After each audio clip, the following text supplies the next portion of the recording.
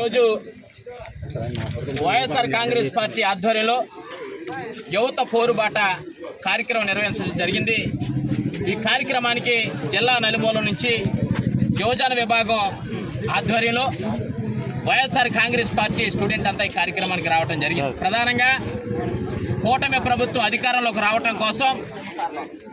ఎవరైతే యువత ఉన్నారో వారందరికీ కూడా నిరుద్యోగ భృతి 3000 రూపాయలు నెలకిస్తానని చెప్పి హామీ ఇవ్వటం జరిగింది। అదేవిధంగా ఎవరైతే వాలంటరీ వ్యవస్థకి 5000 నుంచి 10000 రూపాయలు ఇస్తామని చెప్పి కూటమి ప్రభుత్వం వచ్చిన తర్వాత వాలంటరీ వ్యవస్థను తీసేసినటువంటి పరిస్థితి మనం చూస్తూ ఉన్నాం। అంతేకాదు యువతకు ఉద్యోగాలు ఇస్తామని చెప్పి మెగా డిఎస్సి ఇస్తామని చెప్పి ఒక్క హామీని కూడా నెరవేర్చినటువంటి కూటమి ప్రభుత్వం ఇవాళ గొప్పల కోసం కార్యక్రమాలు నెరవేరుతుందంటే ఇది ఎంత ఆశ్వాసంగా ఉందో ఒకసారి ఆలోచించవలసినటువంటి పరిస్థితి ఉంది। ఇవాళ చూస్తూ ఉంటే రాష్ట్ర సంవత్సరం అయింది పూర్తయి ఇవాళ రాష్ట్ర కూటమి ప్రభుత్వం అధికారంలోకి వచ్చి ఒక్క సంక్షేమ పథకాన్ని కూడా అమలు చేయనటువంటి పరిస్థితి, ఇవాళ మెగా డిఎస్సి పక్కకు పోయినటువంటి పరిస్థితి, ఇంకొక పక్కనేమో ఏదైతే ఎత్తనటువంటి నిరుద్యోగ భృతి పక్కపోయినటువంటి పరిస్థితి, యువతకి ఎన్నుపోటు, యువకులకి ఎన్నుపోటు, విద్యా దీవెన లేదు, వసతి దీవెన లేదు, ఏదైతే నాడు నేడు స్కూల్స్ కూడా ఇవాళ జగన్మోహన్ రెడ్డి గారి నాయకత్వంలో అభివృద్ధి అని తప్ప కూటమి ప్రభుత్వం వచ్చినటువంటి ఈ సంవత్సర కాలంలో ఒక్క రూపాయి కూడా ఖర్చు పెట్టలేదనే విషయాన్ని సందర్భంగా తెలియపరుస్తా ఉన్నాం।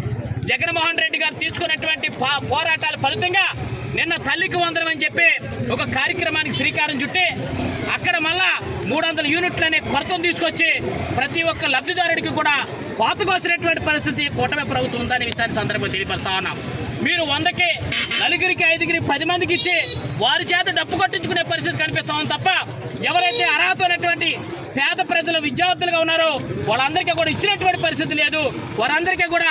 ఏదైతే విద్యుత్ శాఖను చేపించి వెహికల్ శాఖను చేపించి పొలాలు ఉన్నాయని చెప్పి అబద్ధపు మాటలు చెప్పి, ఎందుకంటే ఒకరి ఆధార్ నుంచి ఇంకొక ఆధార్కి కనెక్ట్ అయిపోయి వారికి కరెంటు బిల్లుల్ని 300 నుంచి పైబడికి చూపించి అలా వారందరినీ కూడా ఇవాళ వెన్నుపోటు పడుతున్నటువంటి కూటమి ప్రభుత్వం గద్దె దిగించేదాకా వైఎస్ఆర్ కాంగ్రెస్ పార్టీ ఎప్పుడు కూడా ప్రజలకు అండగా ఉంటుంది, యువతకు అండగా ఉంటుంది, విద్యార్థులకు అండగా ఉంటుందనే విషయాన్ని సందర్భంగా తెలియపరుస్తూ జగన్మోహన్ రెడ్డి గారి నాయకత్వంలో ఈ జిల్లా ప్రసాద్ రాజ్ గారి నాయకత్వంలో ఎప్పుడు కూడా వైఎస్ఆర్ కాంగ్రెస్ పార్టీ ప్రజలకు అండగా ఉంటుందనే విషయాన్ని సందర్భంగా తెలియపరుస్తూ ధన్యవాదాలు తెలియజేస్తా ఉన్నాను।